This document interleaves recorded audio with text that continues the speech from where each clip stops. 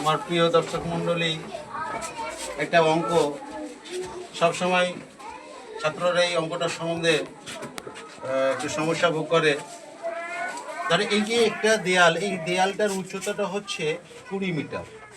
একটা ব্যাঙ প্রথম কিন্তু 1 ঘন্টায় এই 3 মিটার পর্যন্ত উচ্চতায় উঠছে, আবার পরবর্তী সময়ে 1 ঘন্টায় এই 2 মিটার নেমে যাচ্ছে।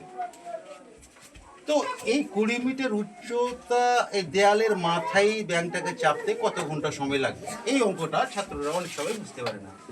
আমরা যদি একটু ভালো করে বোঝার চেষ্টা করি তাহলে দেখো ব্যাঙটা 1 ঘন্টায় 3 মিটার উপরে উঠে, আবার ব্যাঙটা 1 ঘন্টায় 2 মিটার নিচে নামে।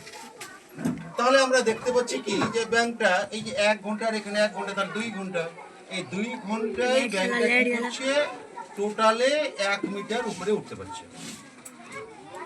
কিন্তু শেষের যে 3 মিটার উপরে আছে, এই যে শেষের 3টে মিটার আছে, এই শেষের 3টে মিটার উঠে ব্যাঙটা আর নিচে নামবে না।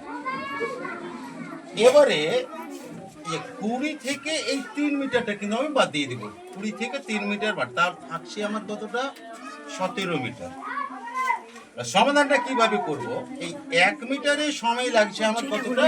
এই যে 2 ঘন্টা। 1 মিটারের সময় লাগছে আমার এই 2 ঘন্টা। তাহলে 17 মিটারের সময়টা লাগছে কত? 17 দিয়ে 34 ঘন্টা। আর শেষের যে 3 মিটার সেটাতে 1 ঘন্টা সময় লাগছে। তাই মোট সময় লাগবে 34 যোগ 1, অতএব 35 ঘন্টা। তাহলে তোমরা নিশ্চয়ই এই অঙ্কটা বুঝতে পারছো। তাহলে তোমাদের যদি বোঝার সুবিধা হয় তাহলে চ্যানেলটা সাবস্ক্রাইব করে দিবে এবং একটা লাইক দিয়ে দেবে। Thank you.